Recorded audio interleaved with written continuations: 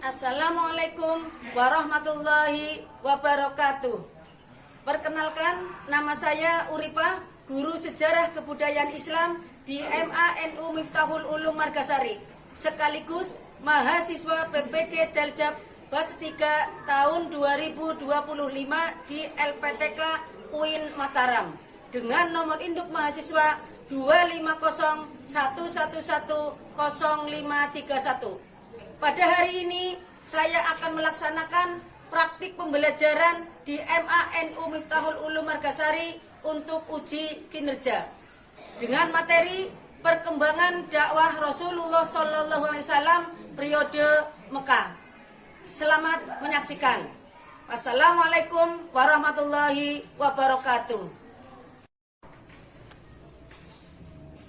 Assalamualaikum warahmatullahi wabarakatuh. Waalaikumsalam warahmatullahi wabarakatuh. Yuk, ketua kelas memimpin doa. Siap, gerak. Berdoa mulai. Bismillahirrahmanirrahim. Raditu billahi robba wa bil islami dina wa bi Muhammadin nabiyya wa rasula.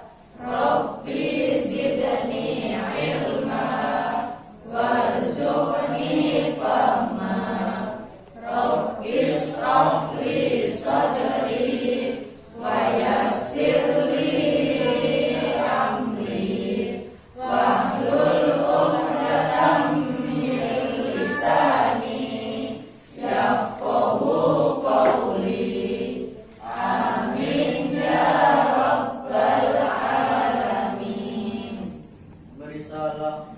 Assalamualaikum warahmatullahi wabarakatuh. Waalaikumsalam warahmatullahi wabarakatuh. Apa kabar kalian semua? Alhamdulillah baik. Adakah yang nggak berangkat? Oke, saya absen dulu. Ahmad Aldi, Abdul Muhammad Irfan, D. Ardika Susilo, Hadir. Bunga Nur Aziza, Bunga Sukowati, Clara Amelia, Galang Saputra, Hadir. Laila Nailatul Maghfirah, Muhammad Rizky Rianto, Mutia Tri Lestari. Udah siapkah hari ini untuk menerima pembelajaran? Happy hari ini? Adakah yang tadi ketika berangkat masih menangis? Oke ya. Nah, kita terlebih dahulu menyanyikan lagu kebangsaan. Ya, mari kita menyanyi lagu 17 Agustus. Dimohon untuk berdiri.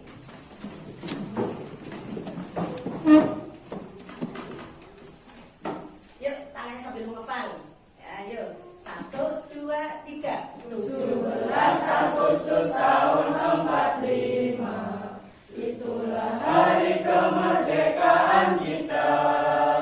Hari merdeka nusa dan bangsa, hari lahirnya bangsa Indonesia. Merdeka, sekali merdeka tetap merdeka, selama hayat masih dikandung badan. Kita tetap setia mempertahankan Indonesia. Kita tetap setia membela negara kita. Kita akan mulai pembelajaran kali ini membahas tentang dakwah Rasulullah SAW periode Mekah. Masih ingatkah tentang kebudayaan bangsa jahiliyah? Ya. Untuk itu mari kita tonton video terlebih dahulu. Assalamualaikum warahmatullahi wabarakatuh. Jumpa lagi dengan saya di Rodon Channel yang mengungkap rahasia dan fakta di balik sejarah. Dalam kesempatan kali ini kita akan membahas dakwah Nabi Muhammad SAW penduduk Mekah. Topik ini sangat menarik karena akan mengungkap potret lika-liku dakwah Nabi di Mekah. Selain itu, pada topik kali ini kita akan tahu bagaimana bisa Nabi Muhammad SAW bisa diangkat menjadi Nabi dan Rasul, dan bagaimana sikap kaum kafir Quraisy terhadap dakwah Nabi, termasuk mengungkap misteri alasan lain di balik penolakan dakwah Nabi. Ingin tahu? Insya Allah semua akan kita bahas di sini. Yuk kita membahasnya. Peristiwa kenabian terjadi di saat baginda Nabi Muhammad SAW berusia 40 tahun, tahun 610 Masehi. Saat itu kondisi dunia baik di wilayah Arab maupun belahan dunia lainnya bagai berada di bibir jurang neraka yang membuat manusia melangkah cepat menuju kebinasaan karena saat itu mencapai puncaknya. Setelah tadi menyaksikan video, apakah sudah ada gambaran tentang kebudayaan bangsa jahiliyah? Alhamdulillah. Oke, kita bahas tentang materi dakwah Islam masa Rasulullah SAW periode Mekah.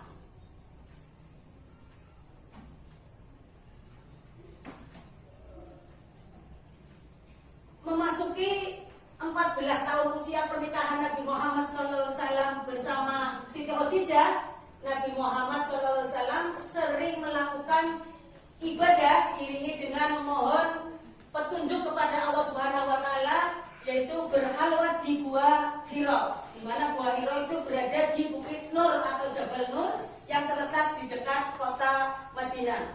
Nah, pada malam bertepatan dengan malam Jumat tanggal 17 Ramadan, yaitu ketika beliau sedang bertafakur di dalam Gua Hira dan telah berusia 40 tahun, beliau didatangi oleh malaikat Jibril yang seraya berkata kepada beliau Nabi Muhammad SAW, "Bacalah wahai Muhammad." Beliau menjawab, "Saya tidak bisa membaca." Malaikat Jibril memeluk Nabi Muhammad SAW dengan pelukan yang sangat erat sekali. Beliau memerintahkan juga sama, "Bacalah wahai Muhammad." Dan dijawab juga oleh beliau, "Saya tidak bisa menjawab." Pada yang ketiganya, Nabi Muhammad SAW itu baru bisa mampu untuk mengucapkan apa yang dikatakan oleh malaikat Jibril, yaitu turunlah ayat yang pertama, yaitu surat Al-Alaq ayat 1 sampai 5. Iqra bismi rabbikal ladzi khalaq, khalaqal insana min 'alaq, iqra wa rabbukal akram, alladzi 'allama bil qalam, 'allamal insana ma lam ya'lam. Pada malam ke-40 wahyu kedua turun, yaitu Nabi sedang berjalan-jalan di suatu tempat, tiba-tiba mendengar suara, "Ya Muhammad, engkau benar utusan Allah." Nabi merasa takut mendengar suara itu. Beliau segera kembali ke rumah menyuruh istrinya, yaitu Siti Khadijah, untuk menyelimuti. Suara tadi terdengar lagi dengan jelas dan semakin dekat. Jibril mendatanginya sambil duduk di atas kursi antara bumi dan langit. Lalu turunlah ayat, "Ya ayyuhal muddathir, qum fa'anzir, wa rabbaka fakabbir, wa thiyabaka fatahhir, wa rujza fahjur." Disinilah Nabi diseru untuk menyampaikan ajaran-ajaran tauhid, yaitu dengan secara sembunyi-sembunyi. Setelah itu menerima wahyu lagi, yaitu surat Al-Hijr ayat 94. Fasda bima tu'maru wa a'rid 'anil musyrikin, yaitu diseru untuk menyampaikan ajaran-ajaran tauhid secara terang-terangan. Namun setelah Nabi Muhammad berdakwah dengan secara terang-terangan, ternyata kafir Quraisy tidak mau menerimanya, bahkan menolaknya.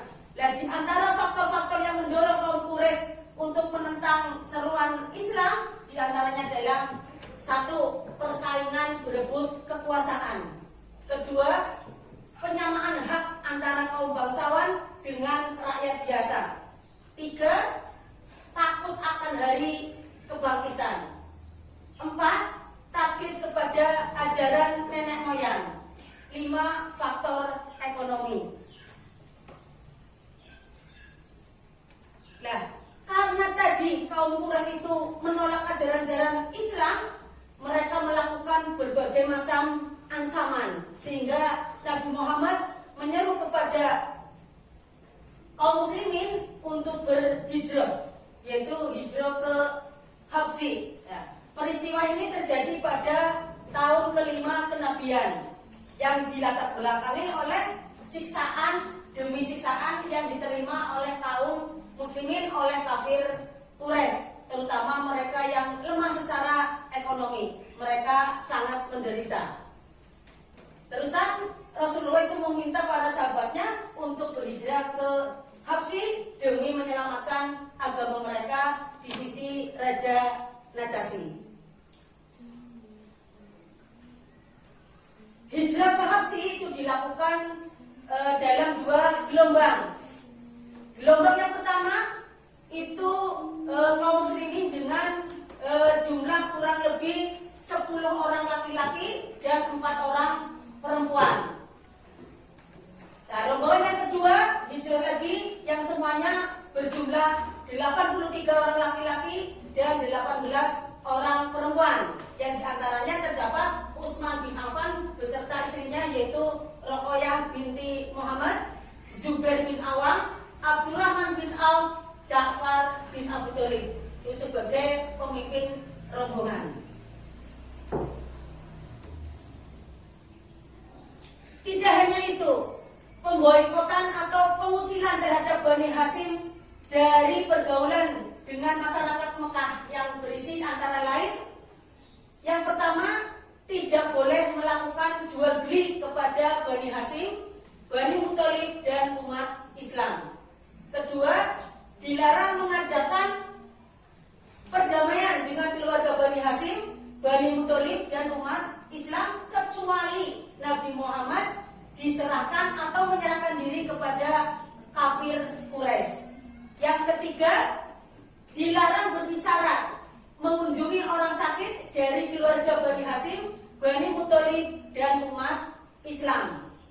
Yang keempat, dilarang mengadakan pernikahan dengan keluarga Hasyim, keluarga Muthalib dan umat Islam. Yang kelima, pemukiman umat Islam dikucilkan di bagian utara kota Mekah dan dijaga ketat oleh kaum kafir Quraisy sehingga mereka tidak dapat berhubungan dengan masyarakat Mekah atau di luar kota Mekah. Bagaimana? Adakah pertanyaan? Ya silakan Mbak Mutia. Apa itu boikot? Oh iya, ya silakan kalau kalian ada yang paham tentang boikot, jawab sama kalian yang bertanya. Ya coba Mas Andika, apa itu boikot? Pengucilan atau pembatasan kepada kaum muslimin agar tidak menyebar luas ke kota Makkah. Oh iya bagus, ya. Terima kasih Mas Andika. Ada lagi yang mau bertanya? Ya, Mbak Nida. Apa itu berhalal? Oh iya. Ada lagi yang mau jawab tentang pertanyaan Mbak Nida sama kalian? Oh iya enggak ya.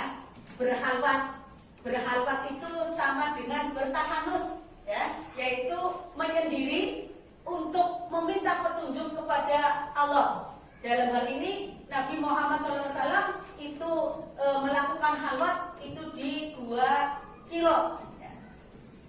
Sudah paham tentang ini tadi? Oke, ada lagi yang bertanya lagi? Ya Mas, silakan. Apa tujuan kaum kafir Quraisy memboikot? Oh iya, ya. Ada temannya yang mau jawab? Apa sih tujuan kafir Quraisy memboikot kaum muslimin? Gak ada? Oke, ya. Iya, tujuan kafir Quraisy untuk memboikot kaum muslimin ya, itu diantaranya mereka tidak mau Islam itu menyebar keluar kota Mekah, ya. Dan juga mereka itu supaya kaum muslimin itu tidak melakukan aktivitas berdakwah Islam. Ya. Bagaimana kan jawaban tadi? Sudah paham kan? Alhamdulillah ya. Oke, ya. Kalau kalian sudah paham, ya, kita akan bikin kelompok untuk mengerjakan LKPD. Ya. Saya bagi kelompoknya. Kelompok 1, Nida, Tiara, Ratu, dan Irfan. Kelompok 2, Amel, Aziza, Retno, dan Herlina. Kelompok 3, Bunga, Muti, Galang, dan Adika. Kelompok 4, Umi, Wilna, Rizky, Aldi, dan Nela. Silahkan kalian membentuk kelompok masing-masing.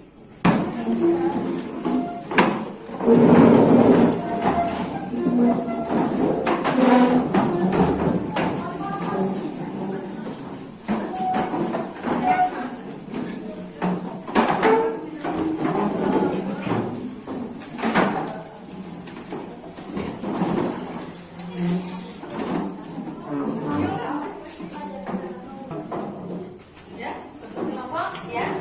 Bu Guru akan membagikan lembaran LKPD untuk kalian diskusikan bersama kelompoknya.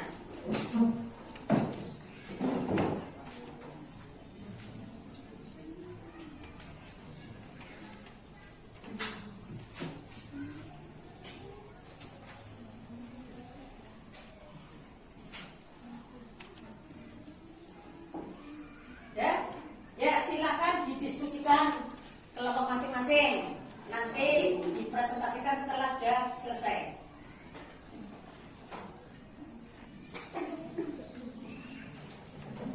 Gimana, ada kesulitan? Alhamdulillah.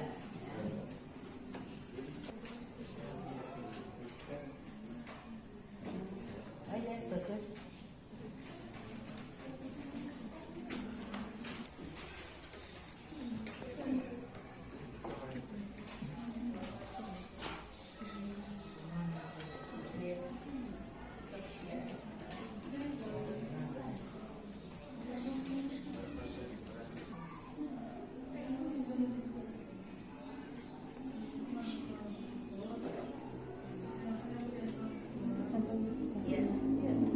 Ya, lanjut.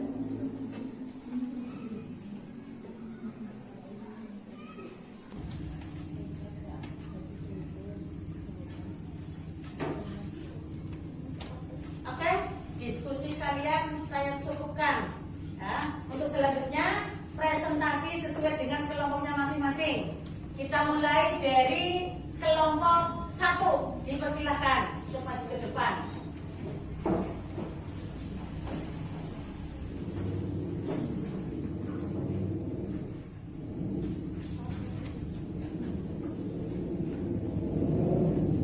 Ya, silakan. Assalamualaikum warahmatullahi wabarakatuh. Waalaikumsalam warahmatullahi wabarakatuh. Perkenalkan, kami dari kelompok 1 akan mempresentasikan hasil dari kami yang akan dibacakan oleh kandidat. Baik, saya bacakan hasil presentasinya. Pertanyaannya, menurut pendapatmu, mengapa kaum Quraisy melarang Rasulullah SAW? Karena takut kehilangan mata pencaharian, karena tidak bisa menjual berhala, takut kehilangan kekuasaan, takut akan hari pembalasan.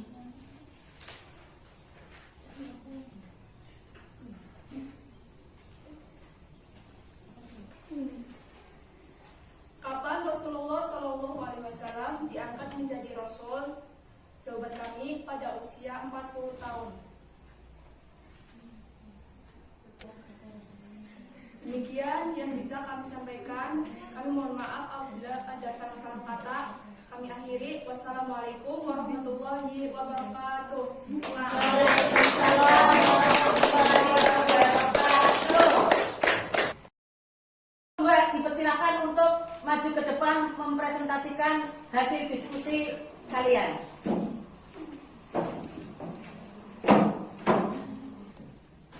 Assalamualaikum warahmatullahi wabarakatuh. Waalaikumsalam warahmatullahi wabarakatuh. Perkenalkan, kami dari kelompok 2. Kami akan mempresentasikan hasil diskusi dari kami yang akan dibacakan oleh Azizah. Baiklah, saya akan menjawab hasil diskusi dari kami. Apa isi pokok dakwah Rasulullah SAW di Makkah?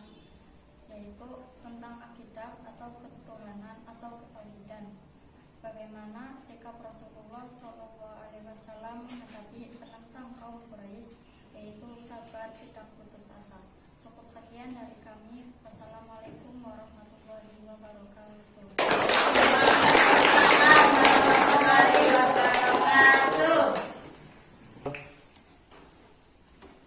Terima kasih kepada kelompok 2. Yang selanjutnya akan dibacakan oleh kelompok 3, ya. Dipersilakan untuk mempresentasikan hasil diskusi kalian. Silakan.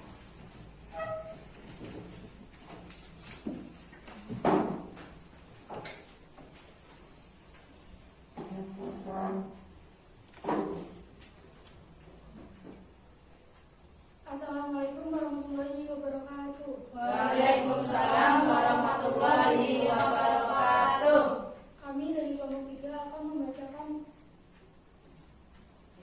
akan membacakan hasil diskusi kelompok kami yang akan dibacakan oleh Afika.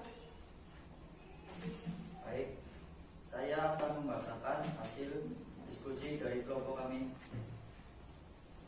3 tahapan dakwah Rasulullah SAW di Mekah. Pertama, menerima wahyu. 2, dakwah secara sembunyi-sembunyi. 3, dakwah secara terang-terangan. Siapa saja orang-orang yang pertama kali masuk Islam di Mekah? Siti Khadijah, Ali bin Abi Thalib, Abu Bakar As-Siddiq, Utsman bin Affan, Abdurrahman bin Auf. Sekian diskusi dari kelompok kami. Saya ucapkan wassalamualaikum warahmatullahi wabarakatuh. Waalaikumsalam warahmatullahi wabarakatuh. Selanjutnya dari kelompok 4. Silakan untuk mempresentasikan hasil diskusi kalian.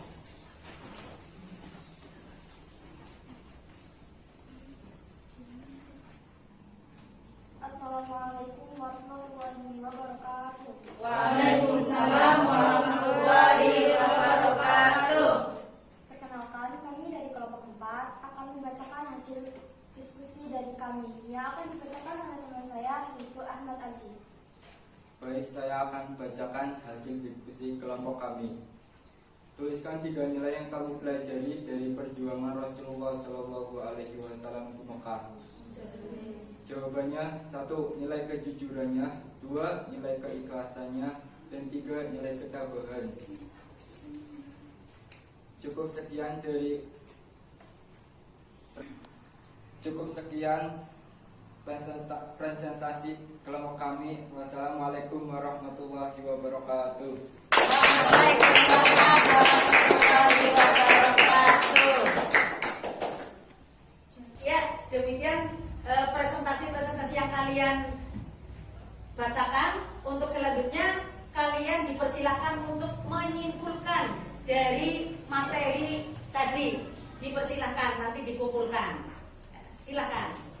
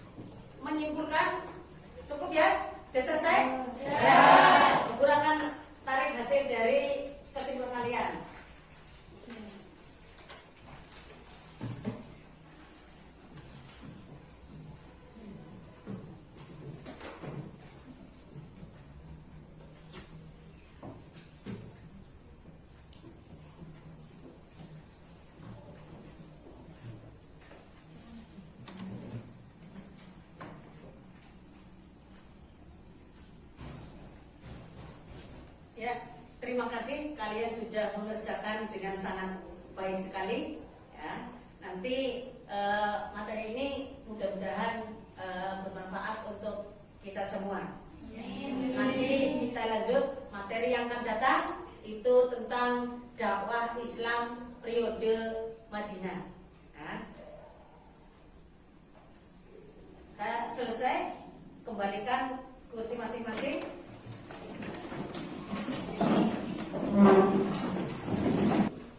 Ya, sebelum kita pulang kita doa dulu. Silakan ketua kelas untuk memimpin doa mau pulang dengan surat Al-Asr.